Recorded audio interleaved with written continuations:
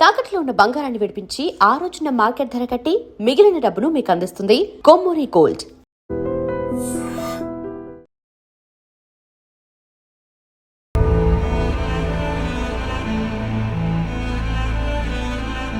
వర్షిణి అనే అమ్మాయి కాలేజ్లో నుంచి వెళ్ళగానే చనిపోయిన ఘటన మీ అందరికీ తెలిసే ఉంటుంది. వెస్ట్ మారేడుపల్లిలో నేను ప్రజెంట్.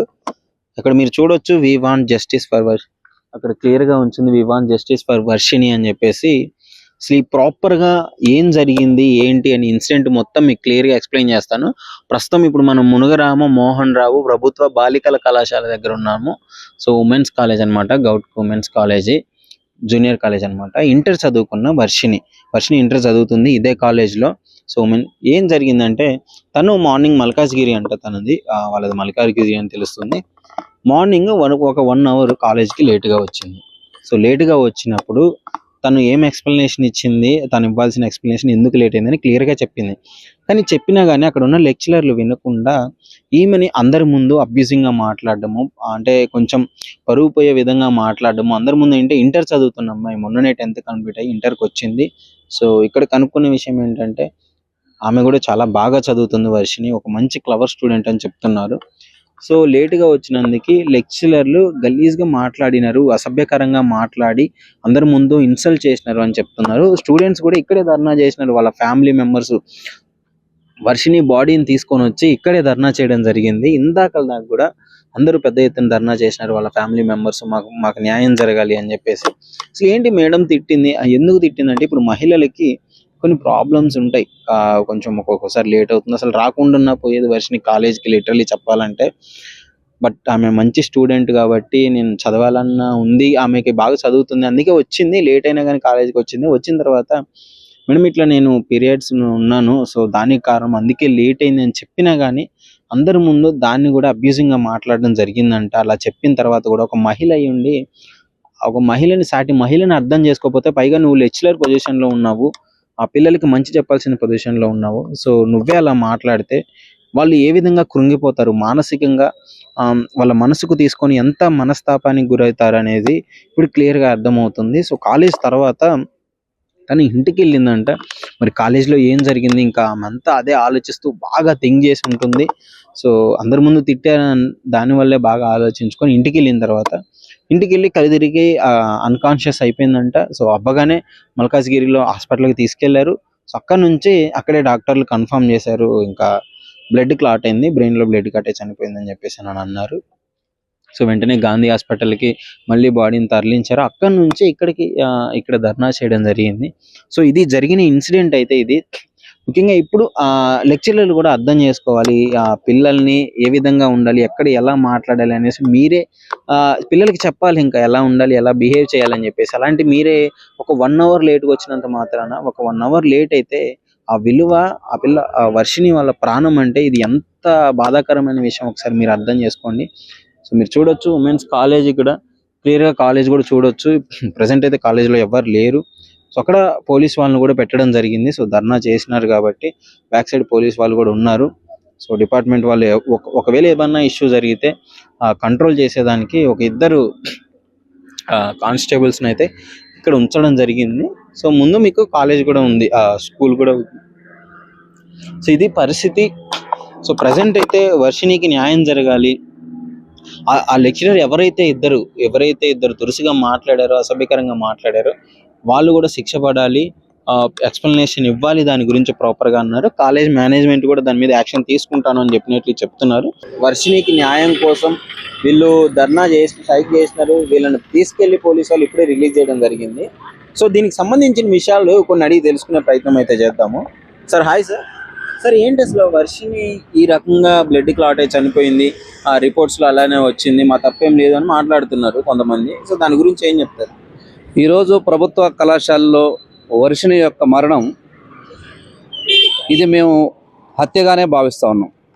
100% ఇది కోలోవాక్స్కి సంబంధించినటువంటి విషయం. ఏదైతే వర్షిణి ఈరోజు చనిపోయారో, ఆ చనిపోయిన వాటికి ప్రధాన కారణమైనటువంటి టీచర్లు, వాళ్ళందరినీ మానిటర్ చేయాల్సినటువంటి ప్రిన్సిపాల్ గారు. అంటే ఏం మాట్లాడింది అంత వర్షిణి అంతగా ఆలోచించి ఆ రకంగా ఇబ్బంది పడి అంటే అంత డీప్ గా థింక్ చేసే అంతలా ఏం మాట్లాడిందా లెక్చరర్? ఏమన్నా చెప్పిందా? విన్నరా? తెలిసిందా?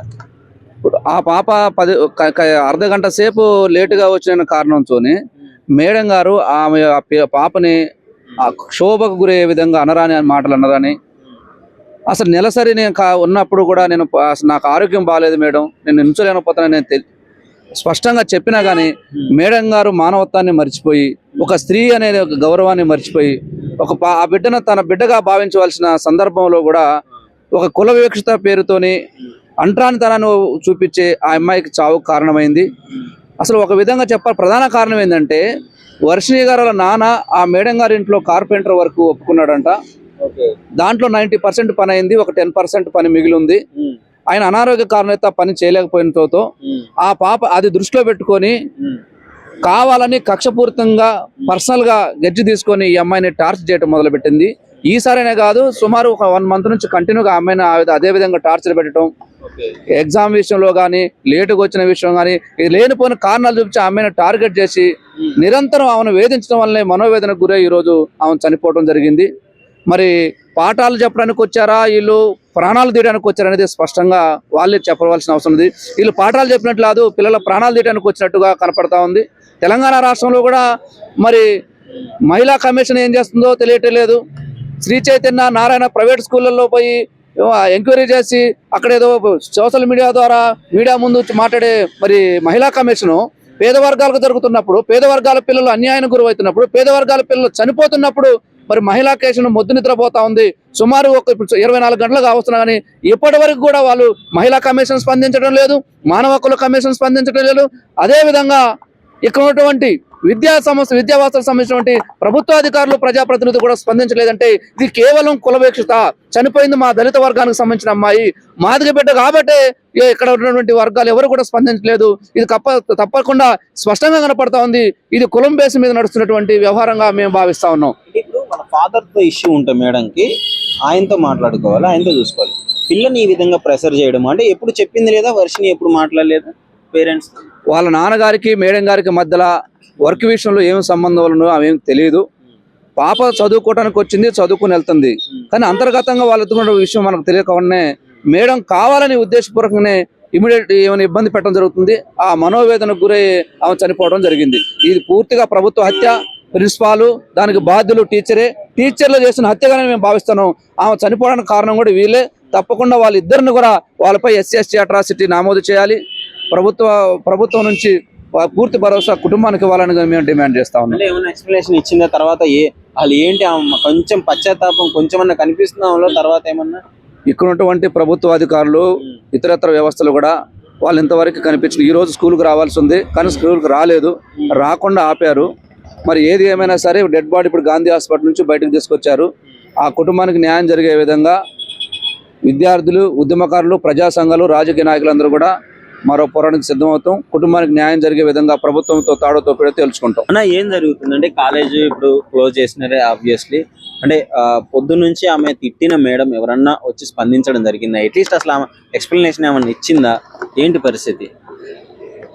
నిన్న వర్షిణి అనే అమ్మాయి కొద్దిగా ఆమెకి హెల్త్ పరంగా కాలేజ్కి లేట్గా రావడం జరిగింది.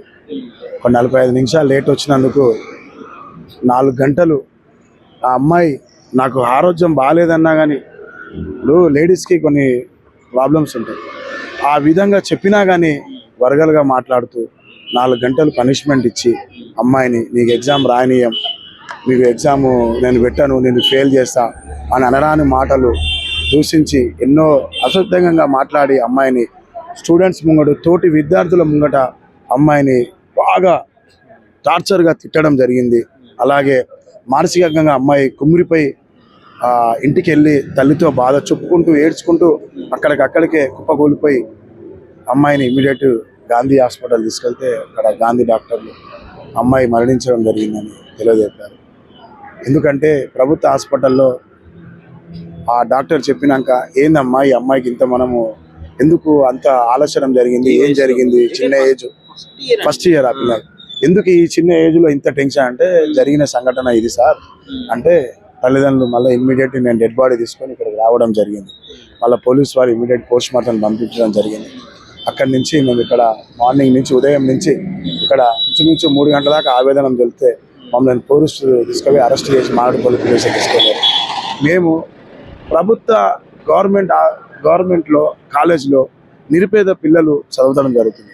కానీ ఇక్కడ కేవలము ఒక నిరుపేద పిల్లలు కాబట్టి ప్రభుత్వం ఎలాంటి స్పందన లేదు, ఎలాంటి ఇంతవరకు ఏ అధికారులు ఏ అధికారులు ఇక్కడ రావడం లేదు.